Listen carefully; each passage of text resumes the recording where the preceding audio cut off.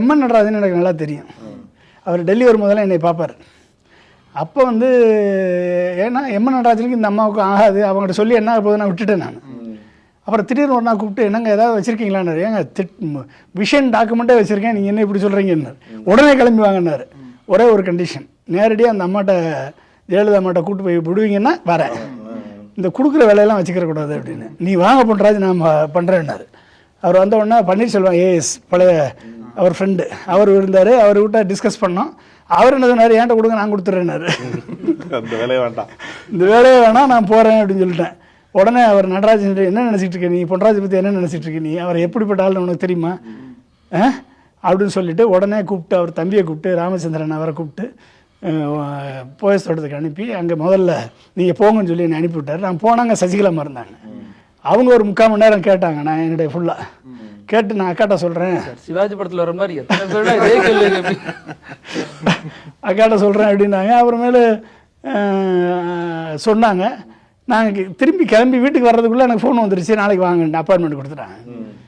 அப்புறமேல நாளைக்கு போனேன், மறுநாள் போனேன். அங்கே வந்து ஜெயலலிதா அம்மா இருந்தாங்க, ஒரு ஓபிஎஸ், நத்தம் விஸ்வநாதன், அப்புறம் வந்து எடப்பாடி பழனிசாமி யாருன்னு எனக்கு தெரியாது. அப்போ வந்து இவர் தம்பித்துரை, ஜெயக்குமார், அப்புறம் வந்து செங்கோட்டையன், அப்புறம் வந்து இவர் சேலத்துலேருந்து இருப்பார், அவர்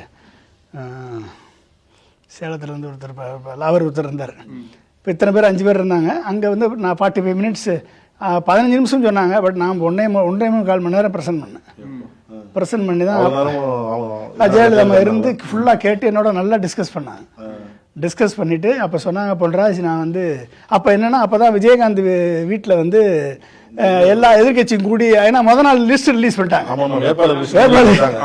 லிஸ்ட் ரிலீஸ் பண்ணிட்டாங்களா, எல்லா விஜயகாந்த் வீட்டில் கூடி எல்லா கட்சியும் சேர்ந்து எரிச்சு டிஸ்கஸ் பண்ணிட்டு இருந்தாங்க. அங்கே அது நடக்குது, நான் இங்கே ப்ரெசென்ட் பண்ணிட்டு இருக்கேன். ப்ரெசென்ட் பண்ணி முடித்த உடனே அவங்க சொன்னாங்க, பொன்ராஜ் நான் இந்த வட்டம் வந்து இலவசமே கொடுக்க விரும்பலை, அது மட்டும் இல்லாமல் தேர்தல் அறிக்கையை கொடுக்க விரும்பலை, அப்படி தான் நினச்சிக்கிட்டு இருந்தேன். பட் ஆனால் உங்கள் விஷன் டாக்குமெண்ட்டு நீங்களும் கலாம் சார் ப்ரிப்பேர் பண்ணதை பார்க்கும்போதும் இதை வந்து நான் தேர்தல் அறிக்கை எடுத்துக்கவான்னு கேட்டேன். அதுக்கு தான் வந்திருக்கேன், அதுக்கு தான் அனுப்பி விட்ருக்காரு. நீங்கள் உங்களுக்கு நீங்கள் எடுத்துக்கிட்டிங்கன்னா வெல் அண்ட் குட், நீங்கள் பண்ணுங்கள், நீங்கள் செயல்படுத்துறதுக்கு நான் வந்திருக்கேன் கொடுத்து.